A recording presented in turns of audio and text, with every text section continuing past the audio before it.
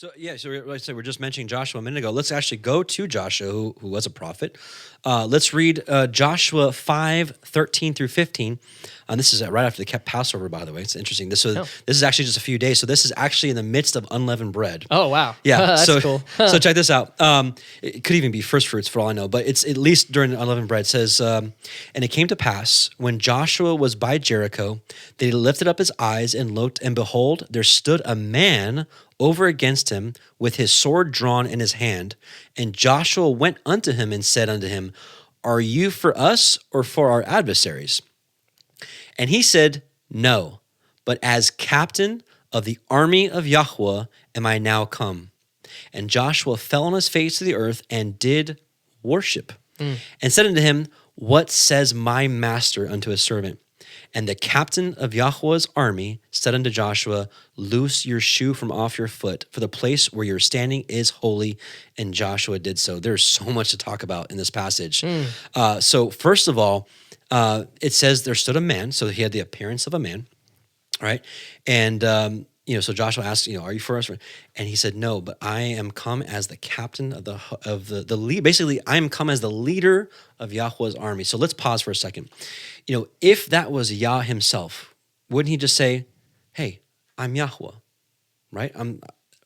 Probably. But he said, No, I am the captain of Yahweh's army, which if we can reason with each other, I would reason to say that's not Yahweh himself, but this is an exalted leader of his army. Right. Now, and some would say, okay, well, that was Michael, one of the leading angels. Okay. My question then, is it okay to worship Michael? According to the Torah, we're not supposed to worship angels. Right. At all. Right. Which angels are designated as a type of Elohim. They're an eternal being, right? But we're not to worship angels whatsoever, right? And so my question is, who was he worshiping? And we see in the New Testament when we see that the angel told John, no, I am just one of your brothers, right? And so he was like, no, don't worship me. So who was he worshiping? And why did this entity allow it? Right. I mean, think about that for a second. I can't see any other resemblance of any other person or any other thing except for Yeshua. Right. So we believe Makes no sense. that Yahusha, the Son of the Most High, revealed himself to Joshua, and Joshua rightly worshipped, and he wasn't rebuked for it. And he was even further, after he started worshiping, was told to take off his shoes because the ground he was standing on was holy, because Yahusha himself was right there. That makes me think that maybe in the burning bush with Moshe, that may have been Yahshua within the burning bush. I believe it was. I believe Messiah has many titles. We see in Isaiah 9 verse 6, there's many, wonderful counselor, Prince of Peace, so many, right. And we know that Emmanuel, Elohim with us, God with us. We know that he's called the Word of Elohim. Well, one of the other titles that he holds, he is the messenger of Yahweh, otherwise translated as the angel of Yahweh. Huh. And so it says in Genesis 3 that the angel of Yahweh was in the bush, and he said, I will do all these things. I am, right? I am, right? And so that would correlate with what Yeshua said then. He was saying before Abraham was, I am, right? So he's pointing all the way interesting. To the back. And they're asked, who are you? Tell us plainly. He says, even who I have said from the beginning, which the Hebrew word is bereshit. Remember, so he's saying, I am exactly who I told you was from the very beginning, from the very first word of your scriptures. It makes me think that if we go back a little further into Genesis, when we talked about Abraham and Isaac, well, in Abraham's life, there was also there's quote unquote 3 angels, or 3 beings at least that came up to Abraham, and I think, considering the words that the main one said, right? I would say that's probably Yeshua, wouldn't you? I agree. It can't be Yahuwah. Completely agree. So, it says that no one's seen his face, right? And no one can see his face and live. So, well, then Abraham, he lived. So obviously, so did Joshua. Sense. Right. So that makes sense that it was probably Yeshua. I agree. So that's a really wonderful and powerful correlation. And speaking of which, I think he spoke to Abraham several times. In Genesis 15, if you read it, verse 1, it says, and the word of Yahweh came unto Abraham, saying, now some people will say, well, that's just the mouthpiece. But no, if that was an angel, it wouldn't say, it wouldn't speak in the singular form or in the I. He says, I, the word of Yahweh came to Abraham and says, I will be your shield and your exceeding great reward. Right? Interesting. So, in any case, we can talk quite a bit more about Joshua 5, but I don't think this point can be overlooked. Right. You have an eternal being that comes down, is worshipped by Joshua, that we know is not Yahweh himself, is being worshipped by Joshua, and is the captain of Yahweh's army, which, since we believe in the New Testament, we know in Revelation 19, the Messiah is the leader of Yah's army. So Interesting. Yep. And so, Yahushua or Joshua called him Adon, which we know is master, Yes. or Adonai, teacher, right? So Adon, Yes. Much like David did, right? And we see that in the Psalms, a couple of times. So let's read Psalm 110, verse 1. It says, now in most of your English translations, this is probably how it reads. It probably reads, the Lord said unto my Lord, sit at my right hand until I make your enemies your footstool. But when we look at the Hebrew, it says, Yahweh said unto my Adon, Yahweh said unto my master, sit at my right hand until I make your enemies your footstool. So this is David, and all translations will show that this is a Psalm of David, right? Because some people say that David's the Messiah, but it can't be. He can't, because David himself is prophesying and seeing in the Spirit. He's seeing Yahweh speak to his master, two beings. Yeah, that's not himself. That's gotta be, it can't be him. Right. He's not talking about himself, No, right? he's And not. yes, he was anointed, which we know, course. Messiah, anointed one, right? But there was truly something very, hard to explain when it comes to a certain being that was to come. Right. Prophesied many, many times. Genesis 3 is like what we mentioned, right? And other times, how often this idea of a greater anointed one, like Moshe said, a prophet that was to come, something bigger than just, he was anointed as a king, right? It's bigger than that. Right. So that's something I think is important to note there, because David was anointed, but he wasn't the anointed one, right? I mean, even in the prophecies in Kings and Chronicles, that one from his seed would rule on his throne forever. He didn't say you. He didn't say you yourself will rule forever, but one from your lineage will rule forever. Interesting. And so that's the prophecy. Yeah, and I think it also is confirmed in the Gospels when Thomas, who doubted that Yahshua was actually there, that he came back to life, he resurrected and showed himself to the disciples. Remember, Thomas, he doubted. Doubted, right? He was like, no, that can't be. Well, then what happened when Yahshua actually just appeared in the room, right? Thomas fell on his knees and putting his hands, remember Yahshua said, put your fingers in the holes and the scars of my hands and my feet. Thomas fell on his knees and said, my Adon and my Elohim. Yep. So he recognized him. He recognized the same thing that David recognized and saw in the visions that he had, right? We also see other visions of other things that we'll talk about later, that he was Adon, that he was master. And so I think that's confirmed in Thomas's testimony when he doubted and saw Yahshua. Right. So we got a little ahead of ourselves with the Psalms. Let's back up. Let's back up to Psalm 2. Let's go ahead and read Psalm 2. It says, why do the nations rage and the people imagine a vain thing? The kings of the earth set themselves and the rulers take counsel together against Yahweh and against his anointed. Two beings here. And the people say, let us break their bands asunder and cast away their cords from us. He that sits in the heavens shall laugh. Yahweh shall have them in derision or confusion. Then shall he speak to them in his wrath and vex them in his sore displeasure. And he says here, yet I have set my king upon my holy hill Zion. I will declare the decree. Yahweh has said unto me, you are my son. This day have I begotten you. Ask of me, and I shall give you the nations for your inheritance, and the uttermost parts of the earth for your possession. You shall break them with a rod of iron. You shall dash them in pieces like a potter's vessel. Be wise now, therefore, O you kings. Be instructed, ye judges of the earth. Serve Yahweh with fear and rejoice with trembling. Now listen to this. This is the last verse, and this is where it gets really interesting and very telling. It says, kiss the Son, lest he be angry and you perish from the way when his wrath is kindled but a little. Blessed are all they that put their trust in him. This is still talking about the Son. Interesting. So what do you do with that? And I've looked. This is the Masoretic. I've looked at the Masoretic is what most of your Bibles are translated from. The KJV, the ESV, NIV. They're translated from the Masoretic, which is roughly from 900 AD. There's an older manuscript known as the Septuagint, which is roughly 200 BC, about 1,100 years older. And then there's one that's it's hypothesized called the Aramaic, that it could have been written during the time of Ezra.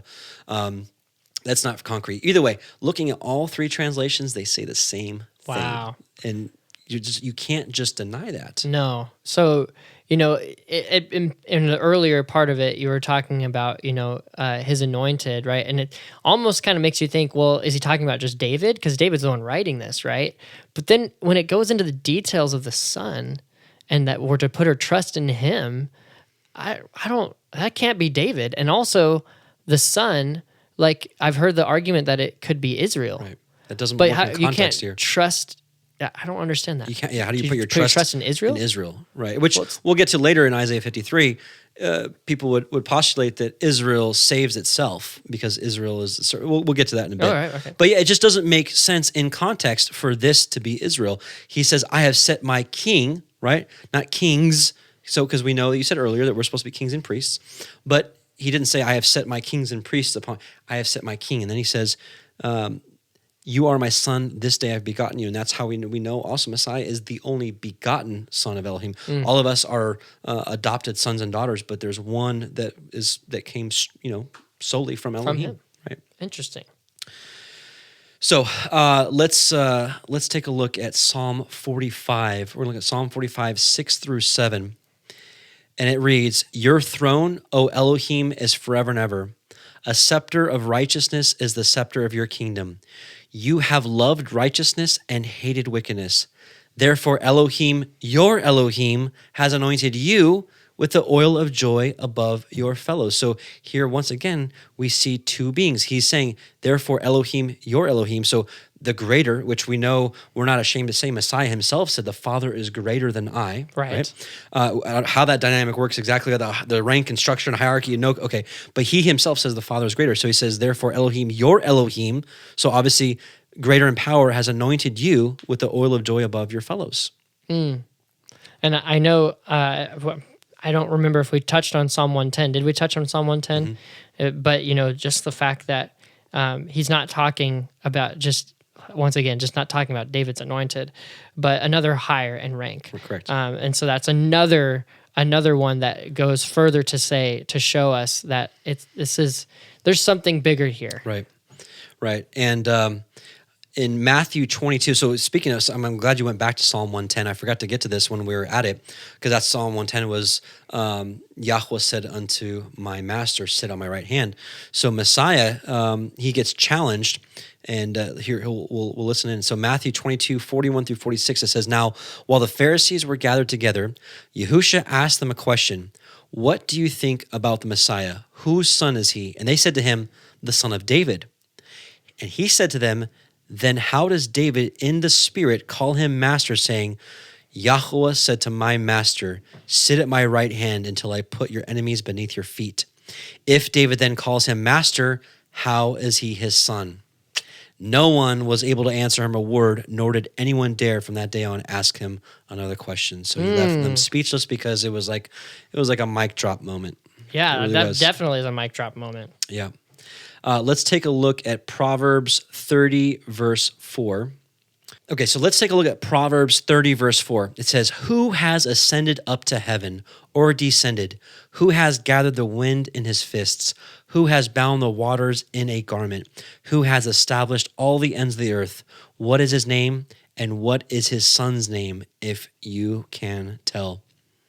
Now, some would say, well, Israel is his son, so it's Israel. That doesn't seem like a deep hidden mystery and parable, especially in the writings. The context is, it's talking about up in heaven, right? Who can create these things? Who is as powerful as this? Right. The Word. Wouldn't you say the same thing? That's the Word. I would say that. John correctly declares that nothing that was made without him. Right. What exactly that looked like, I don't know. Right. All we know is that everything that was made through him, and we believe that. So if we go down a little further into the scriptures, I know later we see in Daniel some amazing prophecies, and I would love for you to go more into that. Could you share? Yeah, Daniel 7 is extremely clear. Once again, we wanted to establish what Elohim meant, plural. Okay, It's more than one, but united, as we found out. But here in Daniel 7, verse 13 through 14 says, this is Daniel seeing a vision. He's been given a vision. Says, I saw in the night visions, and behold, one like the Son of Man came with the clouds of heaven and came to the Ancient of Days. Now, the Ancient of Days is a term for the Most High. He's the most Ancient of Days. He's There's the no Father. other who is of Ancient He's of the Days. Father, right? So it says the Son, one like the Son of Man came with the clouds of heaven and came to the Ancient of Days, and they brought him near before him. And there was given him dominion and glory and a kingdom that all people, nations, and languages should serve him. His dominion is an everlasting dominion which shall not pass away, and his kingdom and his kingdom that which shall not be destroyed. And so this reminds me of the Revelation 5 in the throne room scene where we see the Ancient of Days sitting on the throne, and then the lamb, it was like a lamb that was slaughtered, that came up to him and grabbed the scroll out of his hand. So once again, you see two separate beings, but are united in ruach, united in cause, united in every matter for that fact. Just like a good marriage is, a husband and wife, they're of one mind. Right. They're of one mind, of one spirit. They're together in everything they do. I don't know how you could look at Daniel 7 like that and not see Messiah there. Right. And I think I'm sure there's evidence of manuscripts of the book of Daniel. I mean, if we have the Septuagint in 200 BC, then the manuscript of Daniel was there, wasn't it? It's there. So let's take a look at Revelation 5. I think you've got a song that's centered around this that we might be hearing. Well, it's pretty recent. Revelation 5 says, I saw on the right hand of him who sat on the throne a book written inside and on the back, sealed up with 7 seals. And I saw a strong angel proclaiming with a loud voice, who is worthy to open the book and to break its seals? And no one in heaven or on the earth or under the earth was able to open the book or to look into it. Then I began to weep greatly because no one was found worthy to open the book or to look into it. And one of the elders said to me, stop weeping. Behold, the Lion that is from the tribe of Judah, the root of David, has overcome so as to open the book and its 7 seals. And I saw beneath the throne with the 4 living creatures and the elders a lamb standing as if slain, having 7 horns and 7 eyes, which are the 7 spirits of Elohim, sent out into all the earth.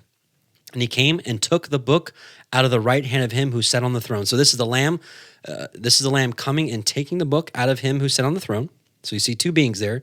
When he had taken the book, the 4 living creatures and the 24 elders fell down before the Lamb, each one holding a harp and golden bowls full of incense, which are the prayers of the saints. And they sang a new song, saying, worthy are you to take the book and to break its seals, for you were slain and purchased for Elohim with your blood men from every tribe and tongue and people and nation. You have made them to be a kingdom of priests to our Elohim, and they will reign upon the earth. Then I looked and heard the voice of many angels round about the throne, and the living creatures and the elders, and the number of them was myriads of myriads and thousands of thousands, saying with a loud voice, worthy, oh no, I won't say I'll let you say no. But worthy is the Lamb that was slain to receive power and riches and wisdom and might and honor and glory and blessing. And every created thing which is in heaven and on the earth and under the earth and on the sea and all things in them heard I saying, to him who sits on the throne and to the Lamb, so again, 2 beings, be blessing and honor and glory and dominion forever and ever. And the 4 living creatures kept saying, Amen. And the elders fell down and worshiped, just like Joshua 5. Wow. Such a scene. You know what's interesting is that one of the oldest manuscripts, now the date is still disputed, but one of the oldest Greek New Testament manuscripts we have is of the book of Revelation. What's the dating? What's their approximate? It's disputed. It's disputed. Some say 100 something, but either way, it's pretty early on the scene. Very early. Awesome. So, I mean, that's super close to the original of when, Yehochanan or John would have been writing that. That's pretty cool. Sure. And so what a wonderful and beautiful scene that we can look forward to, hopefully seeing, is just proclaiming, "Worthy is the Lamb," with all of these heavenly beings. Right. Such a cool, and I can't imagine being able to see some of these things like Daniel, Ezekiel, Isaiah saw. I don't think even if I was John. there, I don't think I'd be able to see it because I just want to be on my face. Right? Oh, it's amazing that these writers were able to see these visions and be able to write what they saw. Yes. It's definitely the word of God. So speaking of this scene, I want to talk about another, we'll call it an Old Testament era book. I know it's disputed to its authenticity, but the book of Enoch was quoted verbatim by Jude.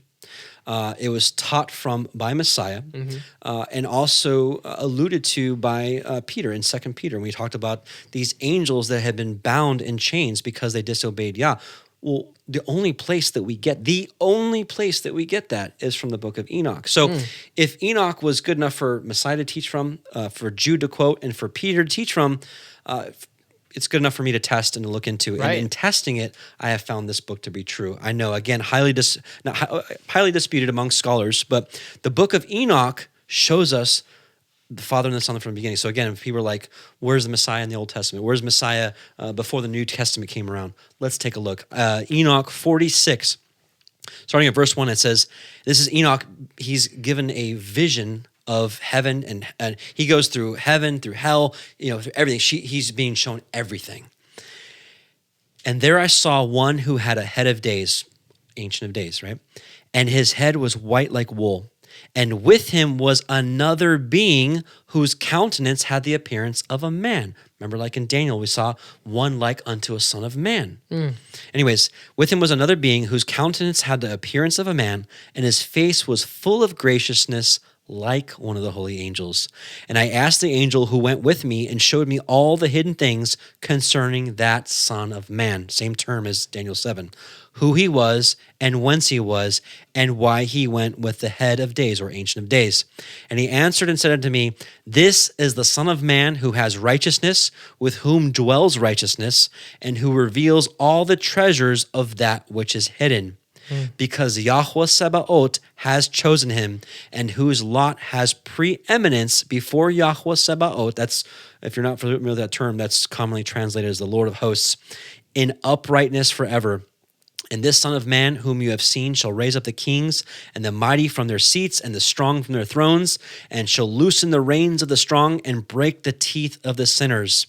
And he shall put down the kings from their thrones and their kingdoms, because they do not extol and praise him, nor humbly acknowledge whence the kingdom was bestowed upon them. This reminds me of, we're going to read a little bit in Zechariah about the nations mourning over him who he had pierced, right?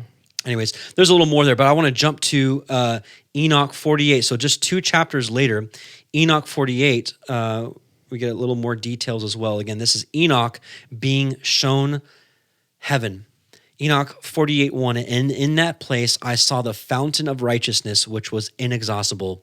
And around it were many fountains of wisdom, and all the thirsty drank of them, and were filled with wisdom. And their dwellings were with the righteous and the holy and the elect. And at that hour, that Son of Man was named in the presence of Yahweh Sabaoth, and his name before the head, or the Ancient of Days. Yes, before the sun and the signs were created, before the stars of heaven were made, his name was named before Yahweh Sabaoth. Listen to this. This is an allusion to the gospel.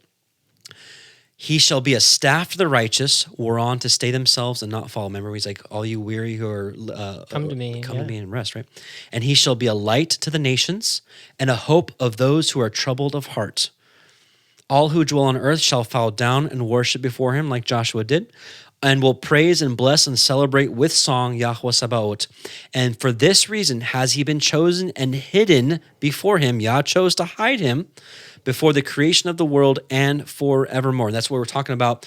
It was the glory of Yah to sort of conceal this dynamic of the Father and the Son.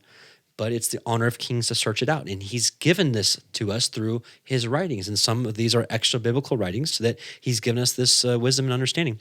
So it says, before the creation of the world and forevermore. And the wisdom of Yahweh Sabaoth has revealed him to the holy and righteous. Messiah says, no one can come unto me unless the Father first draw him. So it says here, Yahweh Sabaoth has revealed him to the holy and righteous. Interesting. For he has preserved the lot of the righteous, because they have hated and despised this world of unrighteousness, and have hated all its works and its ways in the name of Yahweh Sabaoth, which I have to say speaks to my testimony.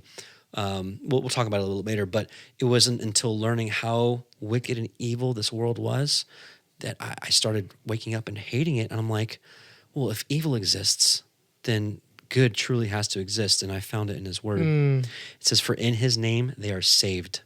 And according to his good pleasure has it been in regard to their life. And it keeps on going. But anyways, I just wanted to share this ancient document, which was found in Enoch was found in the Dead Sea Scrolls, which the Dead Sea Scrolls collection is at least 2nd century BC. So I believe this was written in the time of Enoch, which was pre-flood, and I believe it was preserved through Noah and Abraham and the rest of the patriarchs. However, at minimum, the textual evidence that we have is at minimum 2nd century BC, which is roughly 200 years before Messiah. Wow. And so it spoke of him before he came. So That's actually, for those of you who have studied manuscript evidence, it's actually pretty good evidence. And I'm interested to actually hear some of the scholars' perspective on that, because that's really close in dating. So what some of the scholars say reminds me of what they say about like the book of 2nd Esdras. If you're not familiar, 2nd Esdras was included in the Apocrypha of the 1611 KJV and some other canons. I think the Slavic canon and a few others. But it was in our Bibles until the mid 1800s. So the people that came to this country and built up this country, they had 2nd Esdras in their Bibles. Anyways, reading scholars' comments about it, they're saying that the description of the papacy through the vision of the eagle and its feathers, they said it was so precise about the timing of the papacy and the things they do. They said that it had to have been written after, because of the prophecy was so precise. And I would say, hey, where's your faith? Yeah, right? That just shows the precision of our Heavenly Father, showing you all these things were going to happen before they happened. And so, just like Daniel was revealed, the head of gold, breastplate, of the bronze, and the silver waist, and all that stuff was prophesied, and it was exactly to the T of what the nations did. The timing of it, everything was very precise. The Babylonian kingdom, the Medo-Persian kingdom, right? Greece, and then Rome, right? And that's interesting, how it was very precise there too. They didn't throw that out. But when it comes to 2nd Esdras being so precise, they throw it out. That's interesting. Right. Just because, it wasn't, it's not in their 66 book canon. So, right. Any case, so with that, speaking of Daniel, let's go back to Daniel. Let's go to Daniel 9, and this is a really interesting prophecy.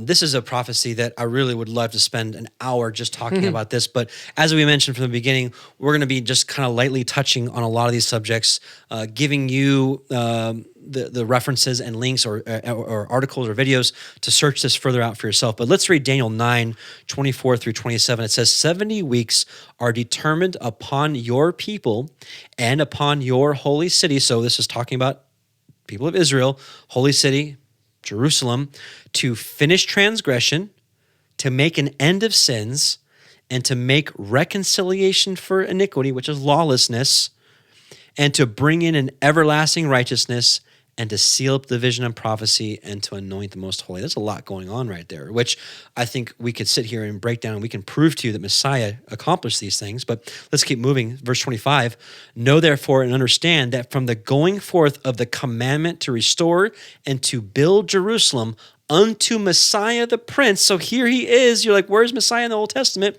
Messiah the Prince shall be 7 weeks and 62 weeks. So that's 69 weeks. The street shall be built again, and the wall, even in troublous times. And this is something you've been reading recently in the book of Nehemiah.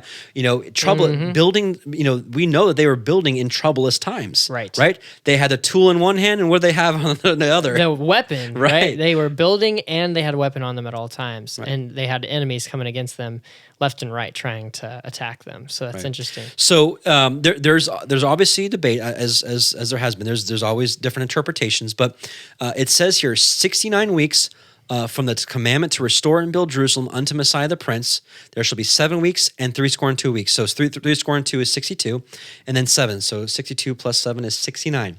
So if when we look at Leviticus 25, 8 through 12, we look at the Jubilee years, and we see that there's weeks of years, right? So these weeks are actually 7-year periods of time. And so if we take the 69 weeks times 7, we come up with 483. Well, don't you just know that from the time roughly of the commandment from Artaxerxes, so some people debate whether the commandment to rebuild, was it Cyrus, was it Artaxerxes, but if you actually, because Cyrus first initially declared it, but there was just a lull. There was a time where nothing was happening. Right. And that's where Nehemiah was weeping, because he's like, the walls are still broken down. Nothing's happening. Yeah. And that's when he asked, hey, I want to go build the city. Right. So from the time that Artaxerxes commanded to be built, from that time, roughly 483 years from that time brings us to the time of Messiah. Now, again, all the different nuances of exactly what year was it, we don't have time to get into that, but it roughly points to around the time, 29 AD, roughly the time of Messiah, from the commandment of Artaxerxes to build. It says, will come Messiah the Prince. And guess what? He came right on time. Let's keep reading.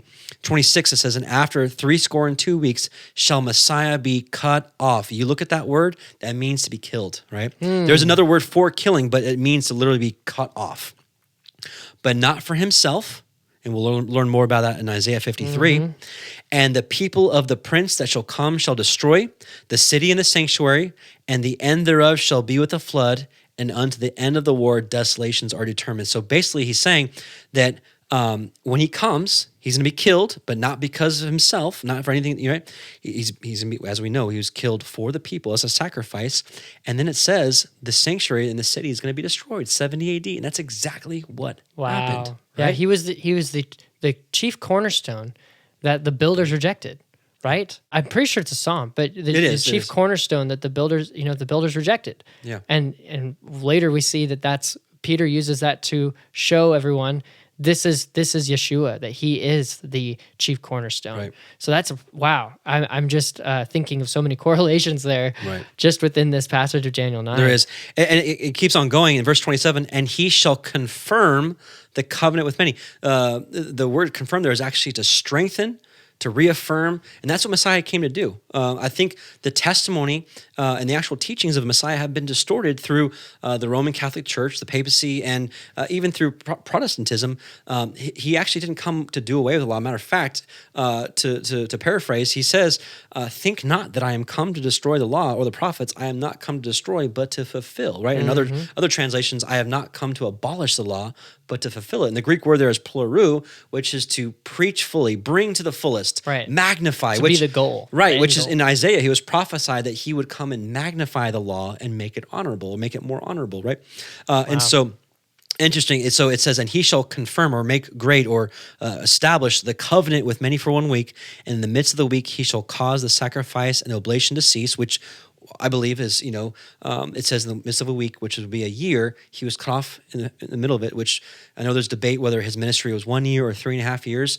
I have not been able to be convinced otherwise of 3.5 years still. So that would make sense that, after 3.5 years, he was cut off, right, in the midst of the week, and he shall cause the sacrifice and oblation to cease, which I believe that's what his offering came to do.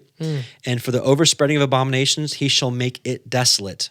Jerusalem, and he did, even until the consummation of times, and that determined shall be poured upon the desolate. And that gets into a whole other topic with Mystery Babylon and Jerusalem, all that. But anyways, the point is, and I would encourage you to search this out for yourselves. We'll leave links for this, but we believe Daniel 9 points directly to the coming of Messiah and prophesying 70 AD shortly after with the destruction of Jerusalem.